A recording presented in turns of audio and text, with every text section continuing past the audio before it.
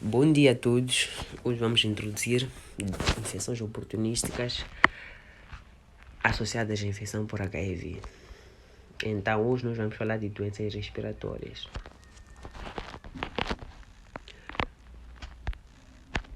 As doenças respiratórias vão ser classificadas em doenças respiratórias agudas com duração menor de 2 semanas e doenças respiratórias crônicas com duração maior de 2 a 3 semanas. Outra classificação,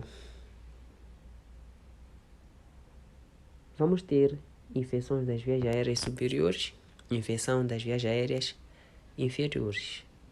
Então, infecção das vias aéreas superiores é a partir da laringe para cima, das vias aéreas inferiores é a partir da traqueia para baixo. Voltando às doenças respiratórias agudas, temos aqui o fluxograma que foi fornecido pelo Ministério da Saúde. Desde já frisar que toda a matéria desse slide foi extraída desse manual. Então, temos aqui o fluxograma de como proceder perante um paciente seropositivo que se apresente no consultório médico com um quadro clínico de duração menor de 2 semanas, caracterizado por manifestações respiratórias, seja tosse, febre, dispneia e mais outros possíveis sintomas. Então, aí nós vamos ter que classificar se o paciente tem um quadro clínico grave ou não. Se o paciente tiver um quadro clínico que não seja grave, nós vamos fazer o tratamento com amoxicilina e ácido clavilano com comprimido de 8 em 8 horas, associado a um macrolídeo, como por exemplo azitromicina, 500 mg, um comprimido por dia, e a duração desse tratamento conjunto tem que ser de 10 dias.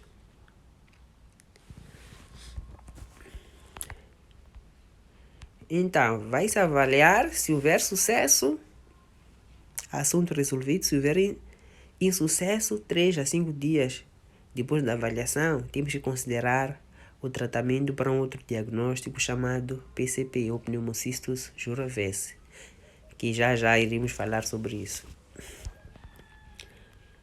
Voltando, se tratar de um caso grave, não é? Aí é importante nós diferenciarmos se está se tratar de um caso grave que seja sugestivo de uma pneumonia de causas comuns ou que seja sugestivo de uma pneumonia por Pneumocystis jirovecii. É importante esclarecer que a pneumonia por Pneumocystis jirovecii é uma pneumonia que é característica de pacientes com HIV, não é? Nas enfermarias, não é? A maior parte dos pacientes internados que têm pneumonia é uma pneumonia por Pneumocystis jirovecii. Então, é importante nós fazermos essa diferenciação. Como é que nós fazemos essa diferenciação? A pneumonia de causa comum é uma pneumonia com um quadro clínico muito claro, muito sugestivo, não é? Um quadro clínico, eu até diria, fácil, não é? de perceber, porque os sintomas são evidentes, os sinais também são evidentes, não são discretos. Enquanto que na pneumonia por PCP, os sintomas são discretos. Então, essa é a maior diferença, não é? Entre esses dois grupos, não é? de pneumonias. Então, se nós tivermos um paciente com uma tosse seca, não é? Pensamos mais numa PCP do que numa pneumonia de causas comuns. Se tivermos um paciente com tosse produtiva, pensamos mais numa pneumonia de causas comuns do que numa PCP. Se tivermos um paciente de febre alta, pensamos mais num paciente com pneumonia de causas comuns mais do que uma PCP. A auscultação pulmonar, o princípio também é o mesmo. Num paciente com pneumonia de causas comuns, nós vamos ouvir fervores crepitantes, na maior parte dos casos, evidentes. Enquanto num paciente com PCP, na maior parte das vezes, podemos nem ouvir os fervores crepitantes, não é? E só o raio-x é que acaba nos surpreendendo, porque o paciente pode chegar até com poucos sintomas e depois nós fazemos o raio-x num paciente com PCP e ficamos surpresos, não é? Ficamos surpresos porque o raio-x irá nos mostrar um infiltrado inflamatório difuso que não condiz com o quadro clínico do paciente, porque o quadro clínico do paciente é como se ele não estivesse assim tão doente, enquanto realmente está muito doente. E é importante frisar que pacientes com PCP são pacientes que, se não for feito o tratamento, tem um quadro clínico que resulta, na maior parte, em 80% dos casos, em perda da vida desse paciente, embora tenha um quadro clínico meio que misterioso, discreto, traiçoeiro, assim eu posso dizer.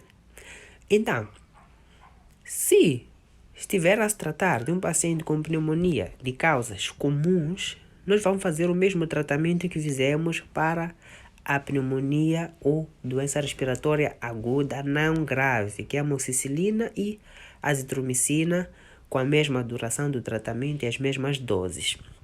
Agora, se for um caso sugestivo de pneumonia por pneumocisto girovese, que é o PCP, vamos fazer o tratamento para o PCP. E aí nós vamos dar cotrimoxazol. Num paciente de 70 quilos, em média, vai se dar 4 comprimidos de 6 em 6 horas durante 14 a 21 dias, 2 ou 3 semanas.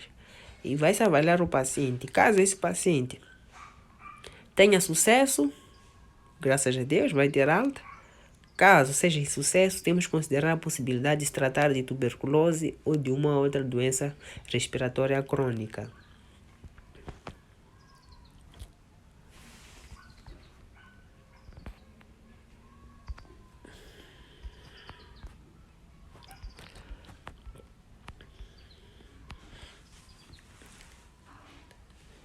Então, continuando. Aqui já temos o algoritmo de doenças respiratórias crônicas. Então, está a se tratar de um caso em que nós vamos ter um quadro clínico com uma duração maior de 2 semanas. Então, se nos aparecer um paciente no nosso consultório médico que tenha um quadro clínico de festa, não é? Com uma duração maior do que 2 semanas, nós vamos fazer a pesquisa, não é? Do bacilo do Koch, a dita baciloscopia, vamos pedir o raio-x do tórax. Se a baciloscopia for positiva, nós vamos tratar para a tuberculose pulmonar. E esses pacientes também vão fazer a profilaxia com cotrimoxazol, e em função do seu estadio nós vamos decidir se vamos dar um comprimido por dia do cotrimoxazol ou 2 comprimidos por dia. Continuando, vamos avaliar, não é, o tratamento que nós estamos a fazer. Se houver sucesso, graças a Deus. Se houver insucesso, não é, vamos associar o tratamento ao tratamento de PCP ou ao tratamento de pneumonia, não é? Se houver sucesso, graças a Deus. Se houver insucesso, vamos referir para a discussão de outros possíveis diagnósticos, como pneumonia atípica, cancros, como sarcoma de Kaposi, micoses sistêmicas ou outras micobactérias, ou até mesmo tuberculose multidroga resistente, não é? E tem outra possibilidade no caso de insucesso, não é? Também podemos pedir alguns exames que facilmente possam ser sugestivos ou possam nos dar resultados se está a se tratar de alguma falência do tratamento para a tuberculose, não é? Que é o teste de sensibilidade antibiótica. Então, se a pesquisa de baciloscopia ou do bacilo de Koch, e o raio-x, não é, não forem sugestivos da tuberculose, aí nós vamos voltar para o algoritmo 11, que é das doenças agudas, das quais nós falamos no slide anterior.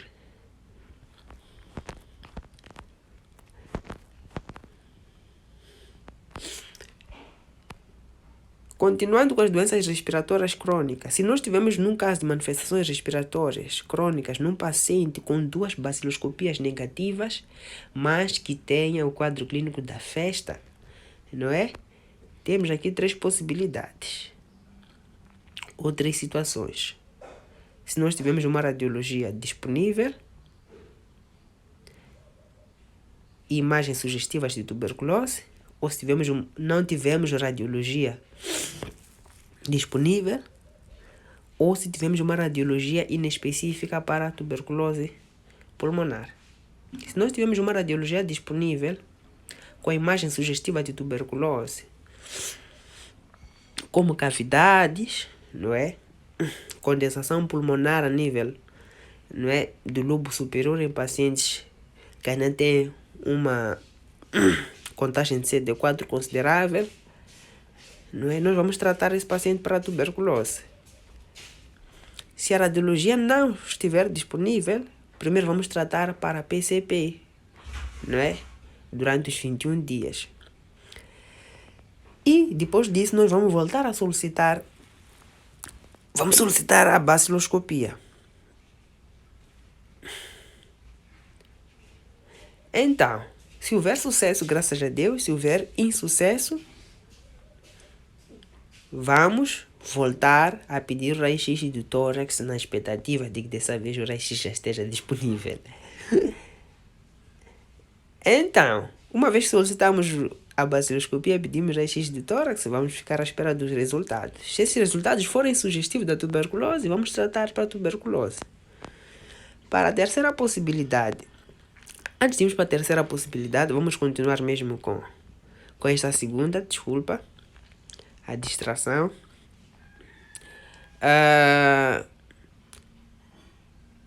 Se a baciloscopia for negativa,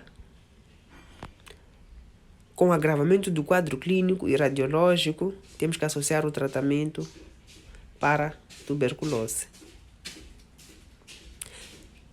Se a baciloscopia for negativa associada a uma clínica e o raio-x sem alterações, vamos repetir a baciloscopia 4 semanas depois. Se a baciloscopia for negativa com melhoria clínica e radiológica, o paciente vai ter alta. Então, voltando para a terceira possibilidade, em que nós vamos ter a radiologia inespecífica para a tuberculose pulmonar, não é? Temos que considerar tuberculose extrapulmonar. Estamos a falar de tuberculose meníngea, não é? Tuberculose ganglionar, tuberculose óssea. Então, nesses contextos todos, logicamente, nós vamos pedir outros exames, não é? Para o diagnóstico da tuberculose extrapulmonar. Se detectar que realmente seja um caso de tuberculose extrapulmonar, vai fazer o tratamento para a tuberculose.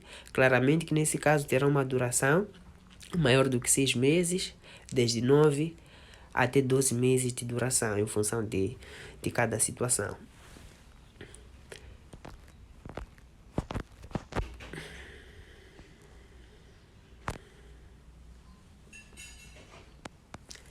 Então, aqui nós temos as infecções das vias aéreas superiores.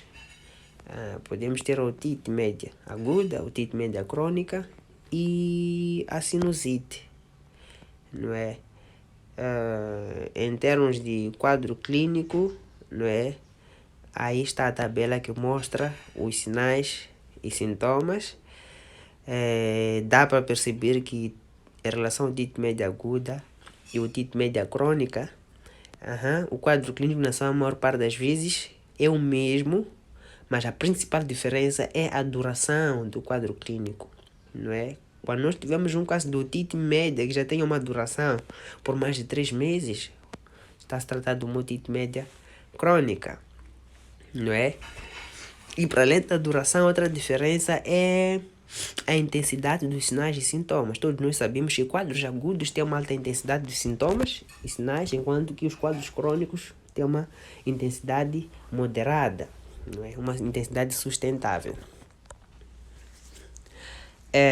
Enquanto que sobre a sinusite, não é? Se calhar o sintoma que é importante para diferenciar, não é, dos outros é a cefaleia, a dor de cabeça, a dor nos seios paranasais, não é? Então, para além daquele outro quadro clínico que nós podemos encontrar tanto na otite, não é? A cefaleia e a dor a nível dos seios paranasais acabam nos levando mais para casos de sinusite, sem contar com a litose e o gotejamento pós-nasal. Então, indo para o tratamento, não é? Como vocês podem ver aqui, o tratamento, a medicação é a mesma que nós usamos para o tratamento da pneumonia, para otite média aguda. Amoxicilina, ácido clavulâmico e azitromicina, não é? E a duração desse tratamento também é de 10 dias. Acredito que ainda se lembre. E para o tratamento de otite média crônica também é a mesma opção, amoxicilina, ácido clavulâmico e azitromicina. Só que nesse caso, como a duração é média de 2 semanas, de 14 dias. Não é? E para casos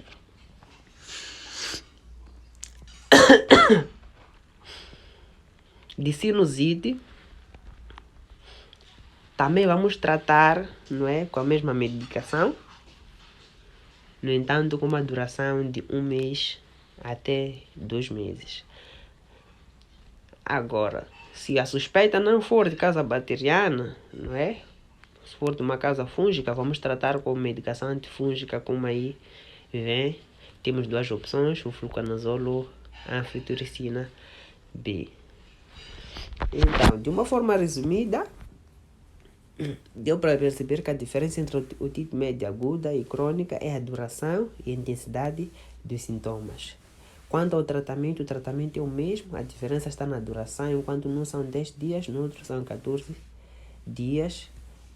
E na sinusite, a diferença em termos de quadro clínico, que temos que prestar atenção na cefaleia do paciente e na dor nos seios paranasais, mau hálito e gotejamento pós-nasal. São esses sintomas que vão diferir, vão fazer diferenciar esses quadros. E em termos de tratamento, o tratamento é o mesmo, no entanto, tem uma duração de 1 a 2 meses.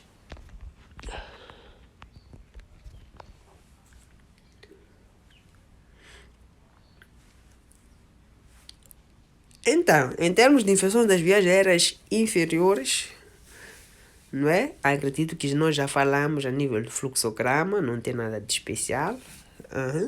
Estamos a falar aqui de casos mesmo de pneumonias bacterianas, não é? Todo aquele quadro clínico que nós falamos no primeiro fluxograma acaba se enquadrando, não é? Nesses sinais e sintomas, tanto no adulto, assim como na criança. Em termos de tratamento também, acaba não diferindo. São as opções terapêuticas das quais nós já tínhamos falado antes, não é? Então aqui tem um quadro com mais detalhes, com mais opções terapêuticas.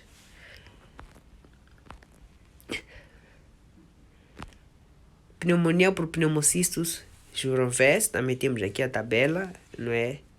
Que acredito que vai vos ajudar muito a entender o que é, não é? Qual é o quadro clínico, como é que é, não é? Embora já tenhamos falado como é que é o tratamento, o que é que acontece, qual é o quadro clínico característico e por aí em diante.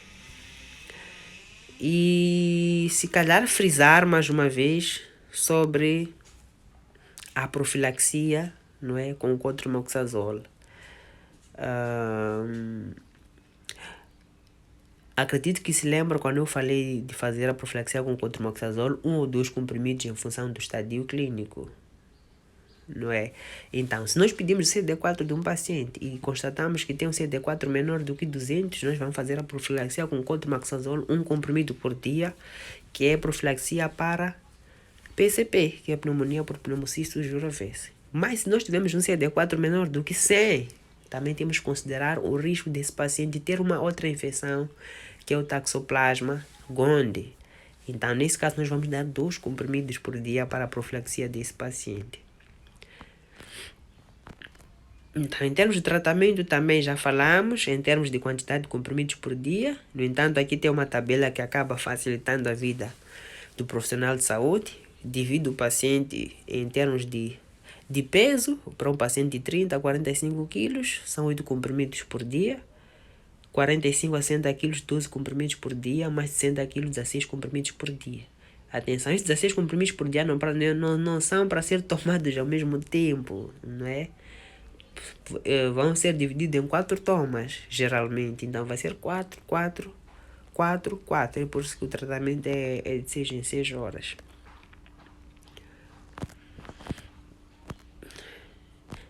Então, os casos de pneumonias fúngicas, o diagnóstico é de exclusão, isto é, depois de nós termos descartado, ou melhor, temos tentado tratar para pneumonia comum, temos tentado tratar para PCP, temos considerado a possibilidade de ser tuberculose e nenhuma dessas patologias ter dado certo em termos de tratamento e conduta, aí sim começa a acender a luz, não é, para a possibilidade de estar a se tratar de pneumonias de causas fúngicas, não é?